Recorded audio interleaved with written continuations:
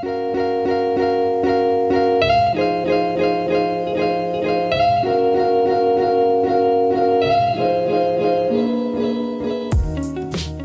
guys, I'm Levi Gates and welcome to DETALKS. With me, Mr. Keith Duplessie of PNS. What's happening, buddy? Not much, man. How are you? I'm good. I'm excited that you came all the way here now that you live nice and close. Well, let me say, yeah, all the way here is a little shorter trip because I just came in from Portland because my wife and I just moved back to Portland a couple of weeks ago. Prior you were in Texas. We were in Dallas, Big D. Yep. Yeah. So how long were you guys in Dallas? 7 years, almost to the day. Wow. So, but you were raised in the Pacific Northwest. Yes. Right? Yeah. So kind of headed home. Yeah, we are home. My folks are in Portland. Lisa's family, her sister and her family are in Portland. So nice. We're back home. Yeah. And the beauty is we have the flexibility with our employment, our work, and to be able to be kind of where we want to be. Yeah. Bob at PNS was super supportive of us going back to the Northwest. Part of that is because we get to work with our great partners up here. So yeah, well, we're excited to have you. Yeah, well, dude, it's been a long time coming, you know, and it was time to get back home and back to family. So that's important.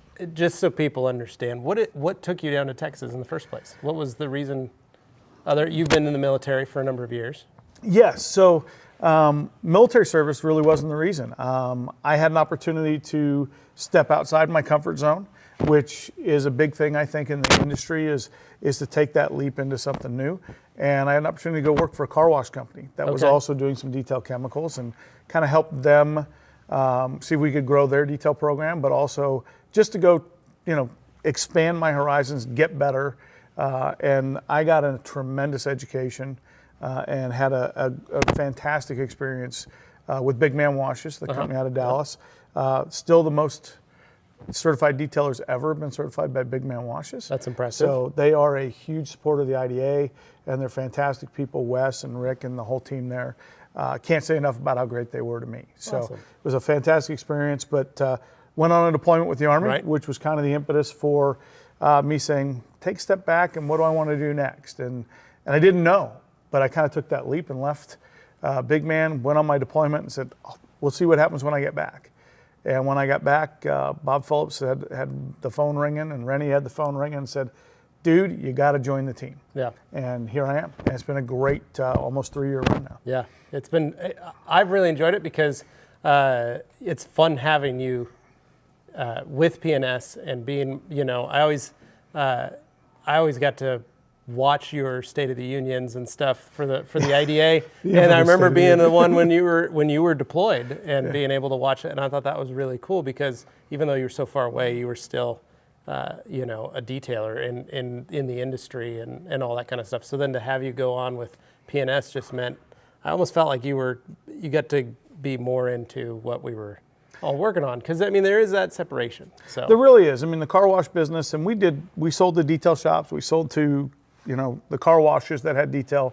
But I really did. My heart was dragging me, pulling me back, gravitating me back toward the detailing side of it more so. Yeah. And I'd always kind of done a little more international, national level stuff. So this was really a fantastic fit at the right time. And in today's world, it's sometimes just about timing. Yeah. When that opportunity comes along and the right moment is there, the confluence happens. And if you take that chance, and Bob took a chance, I took a chance, it was probably the best decision I've made in my professional career. Awesome. And I've made some really good choices. I've made a few bad choices, but this was probably among the top of the list of the best choices I've made. That's awesome. Yeah. So one of the questions I wanted to ask you is you are kind of the father of the IDA. You're one of the primary founding members. Yes, I'll agree to that. I'm more of the crazy Uncle Joe of the IDA, if you will. Okay. The father of the IDA is really Bud Abraham, and we got to give Bud credit. The thing with Bud is he was really starting to kind of wind down his career toward the last 4 or 5 years here, and he still contributes, but he's essentially retired, so we don't see him much, and he hasn't been out front. But had it not been for him, we never would have had the IDA. And I used to read a lot of Bud's articles, just like Prentice's articles, that would go in all the car wash and detailing magazines and on the forums and all that stuff. So I cut my teeth on some of his he articles. was, and Bud's really, we're going to talk a lot about some things today, but I mean, Bud was a driving force. Initially, we had the precursor to the IDA was the Professional Detailers Association. This is way back in the 80s, 90s. Got absorbed into management by the International Car Wash Association and just kind of faded into not existing anymore. And so when this came about, and I told the story at Mobile Tech that we had a group of interested suppliers, and it really was a lot of suppliers. That first day was at Denny's at the ICA show, right across the street from the convention center, which is where, by chance, where we were this year for Mobile Tech. So I went across the street, took pictures of me standing in front of the same Denny's. But we had the precursor to what is RUPES, which is Cyclo Tools, which is they're now one. They had representatives there. We had Pro Products there. We had obviously Detail Plus there. And Bud was trying to put together a group of guys who would seed some money and start the IDA. Because he felt like it was time to have an association again. Right. So that was the first part. And the second part was then how do we get board members? And fortunately, again, Bud had a nice Rolodex of people he had contact with. Yeah, he's been in the industry for almost since its inception. Yeah, he was 81, 82 was when he started to start working back toward it. 84 was really full bore back for into detailing for him as a supplier and actually detailing. He ran 3 detail shops in Portland at one point. So Bud was on both sides of that house. And we had not a deep pool, but we had a strong pool of some good candidates for board members. And those initial guys kind of went through the fits and starts. And then year 2, I was asked to step onto the board and be a part of it. And it just kind of went from there for me. Okay. So, how did it start? It started like a lot of things do. People in the industry who cared about their business decided they should do something and give back. Yeah. Which is a huge part of what the IDA really now represents. Well, and what was crazy to me at the time was I remember the Professional Detailers Association, and I remember looking at joining up. I remember I was still a very young detailer, and didn't quite know if that was going to be my career or what I was going to do. But it wasn't until I opened my own shop that the guy who was my partner in it, basically funded my shop, said, "Isn't there an association, like a professional organization that you could join?" Because he was an automotive dealer.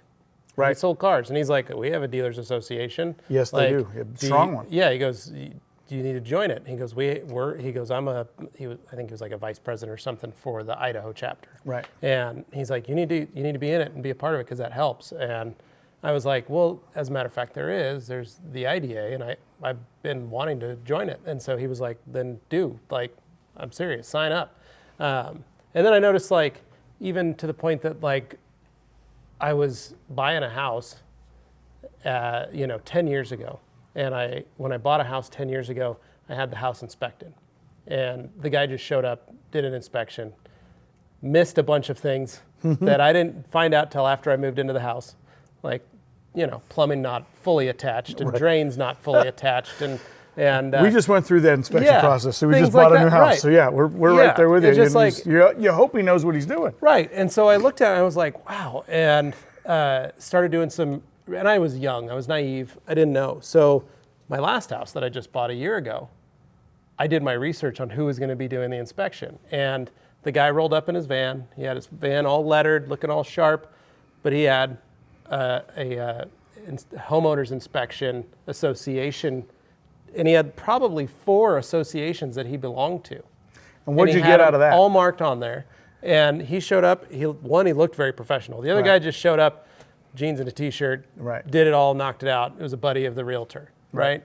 So this guy I found and looked, and I was like, wow, this is awesome. We walked through everything, and every bit of his itemized list had his association stuff. He had his number. He had links to check out the association. That's confidence right there. And that's what I was like, okay, good. This guy is belonging to a group that is trying to help teach, educate, promote, and further the homeowners, the able to inspection services.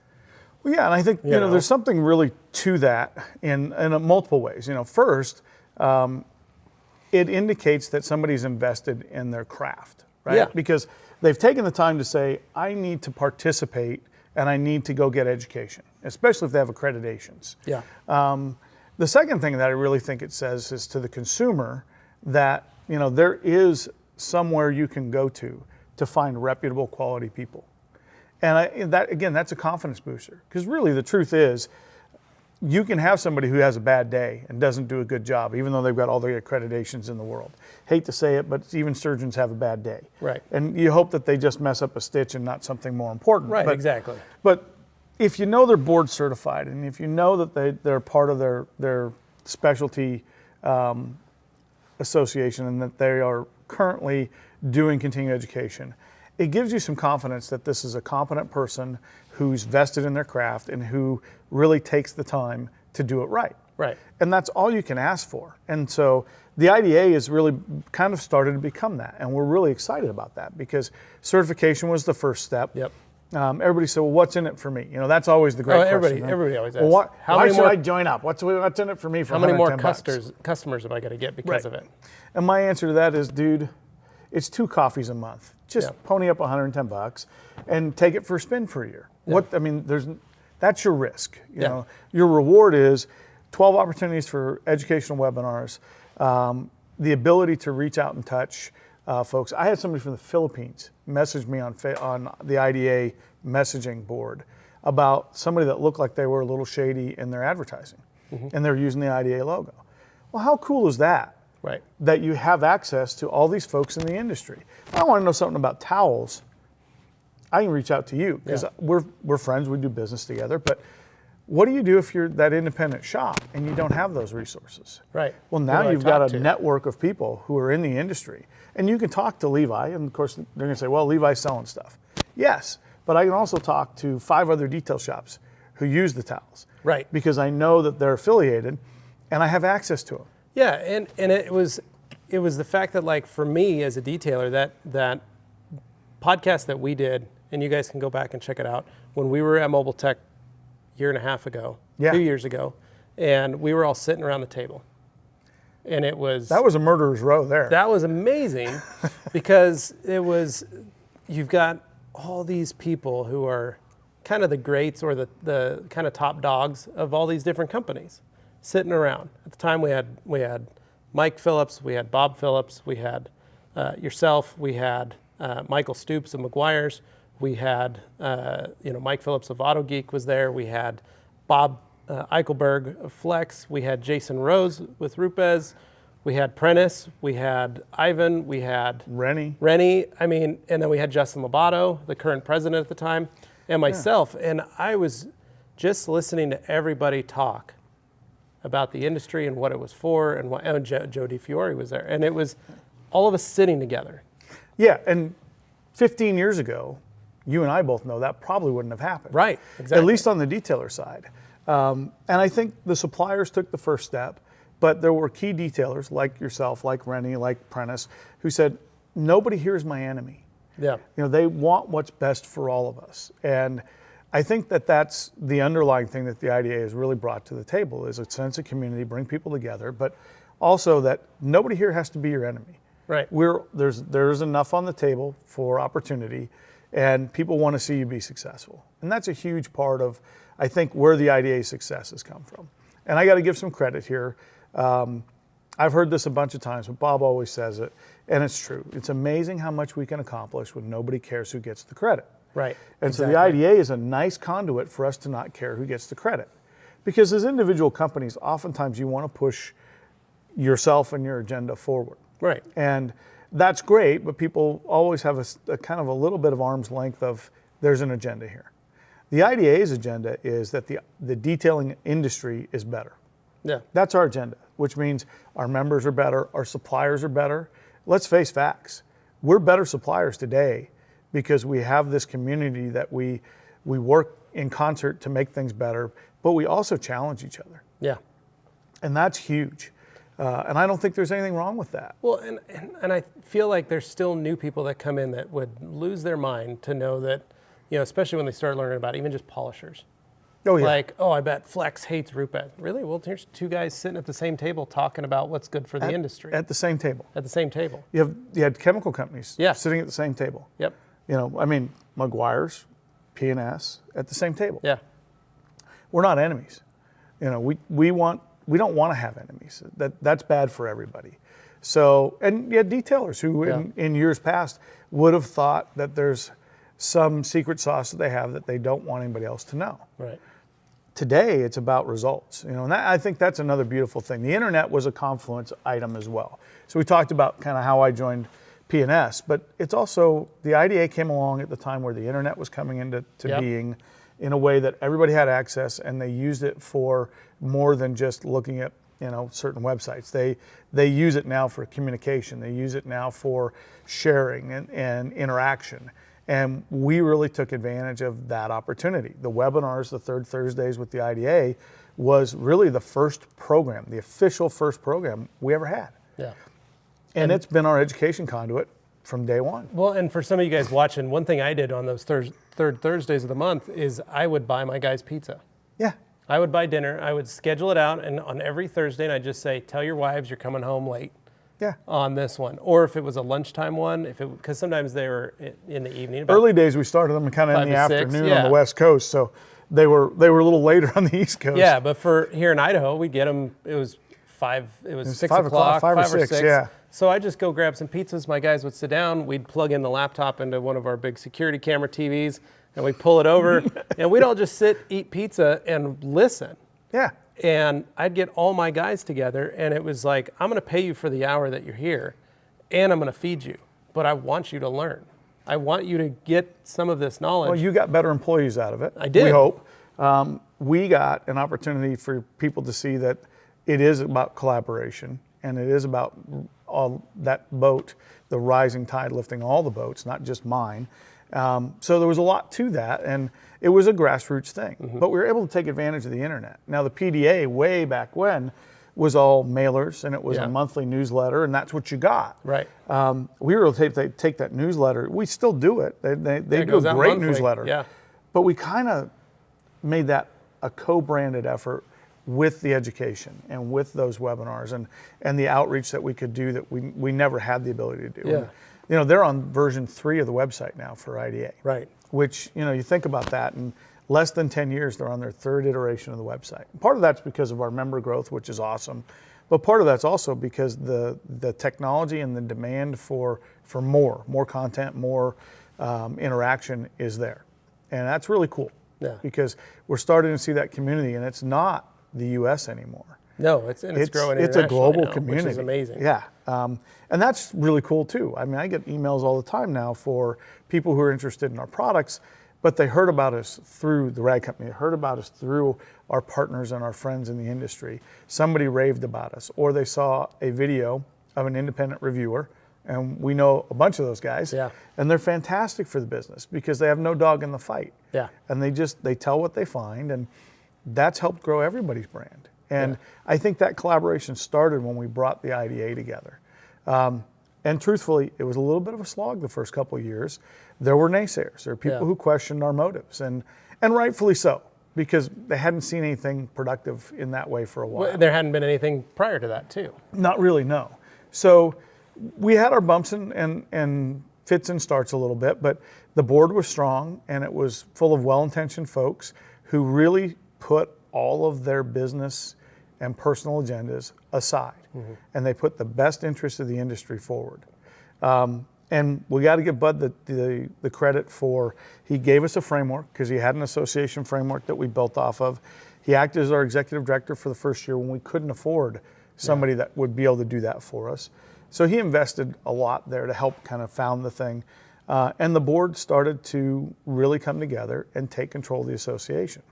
And then we brought Cheryl in with her team at the association development, and they really helped us kind of take our next steps. Right. Today the board is 12 people. Who'd have thought 12, 13 members on the board? We were really wondering how many members we could get. Yeah. I remember hovering at 100, thinking, "Are we going to make it?" We're well over 1,000. We're on our way to 2,000. Yeah. Which is just mind-boggling. And when you think of the reach, that's not 1,000 individuals. That's 1,000 businesses. Yeah. So how many employees are here? How many people are at P&S? How many people are at all the small detail shops? 2, 3, 4, 5. There's 5, 6, 7,000 people getting the benefit of the IDA. Yeah. That's really cool. So what do you see for the future? What are some of your goals if you were looking at it as what you'd want? I mean, obviously the connectivity, the worldwide network, getting the chapters for the different countries to start being more, be able to work and do their thing and start creating this massive spider web. But what else for the industry do you think? Well, I think, my goals, and we'll put them as my goals because I hate to say that what I think the IDA should do, that's a good not way fair to preface the IDA. it. There you go. My hope for the IDA is that it continues on those tracks. I think, key goals probably going forward will be chapter development, because truth be told, the U.S. market really was where we built the association. But I think each individual market still needs to have its own signature to their feel. So far we've started with a country by country chapter basis, and that's largely based on language. My hope is that we can see regional, I'd love to see Europe be a regional chapter or regional chapter type setup. Right. Because the growth is there and the numbers are there, and it also aids, I think, a little bit in administration. I would really love to see us have a show in the southern part of the U.S. or southern part of the world. So either that's South America, maybe Australia, something like that. That's as strong as we've had an opportunity to build with mobile tech. Right. I think, if you look at key growth factors, webinar's one, internet's another, but the third one was always that we got together. Yeah. It's hard to have any heartbreak with somebody once you sit down across from him and you realize that he drinks the same beer I do, or he's into the same things I'm into, and you have a personal connection. Yeah. And so I would like to see us find ways to have more personal connections. The meet and greets are great, and they're doing their job, and they're the grassroots efforts. I'd love to see us have a big show, South America or southern, hemisphere. I'd love to see us maybe have a big show in Europe at some point. Now, Waxstock is fantastic. I think that has an opportunity to grow for the association and be a great partner. But I think those are really big things I think we can see happen. I don't see the coming together getting smaller. Yeah. And we're about to walk into SEMA. And for those that don't know, I had a joking conversation with somebody that said, dude, the IDA's got to have a booth and an event. And I'm like, dude, we don't need any of that. And they're like, why? I'm like, we're at all of it. Yeah, we're all there. If you look at the everybody events, wears their badges. Everybody's wearing an IDA patch. We're already there. And the great part is they're all contributing members to the industry, and they all are making it better. How cool is that? We don't need a separate kind of big party. We have a meet and greet, first day of SEMA, but all of these things are all made up of our members and people who are fans of making the industry better. And I say that's the party. Yeah. That's the really cool part. Oh, well, thanks, Keith. I appreciate it, man. Thank you. It's always fun to... I'm excited because you're going to get to come here more often. We're going to get to do more of these. You guys are going to get to know Keith a little bit better. Maybe we'll make him a little shorter. Yeah, exactly. So if people want to find you, Facebook, Instagram. Facebook, just Keith Duplessie. Not hard to find. There you go. Like a scourge there. I'm really not a big Instagram guy. That's all right. So I will actually Facebook. get lessons from you as I come over and visit. But Facebook, you can find me. And then obviously, if you reach out to PNS, any of our emails that we have there will get to me as well, because I see all that stuff. So if you're interested in PNS, if you want to find one of our distributors, give me a shout, look us up. We have a great network of people who just want to make it better. Cool. So if you want more information for the IDA, you can go to the-IDA.com.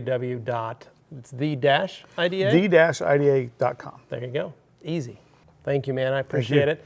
As always, guys, you can like, share, comment, and subscribe. Maybe you got some comments for Keith, put them below. And as always, stay tuned for more videos right here, the Rag Company YouTube channel. Thanks for watching.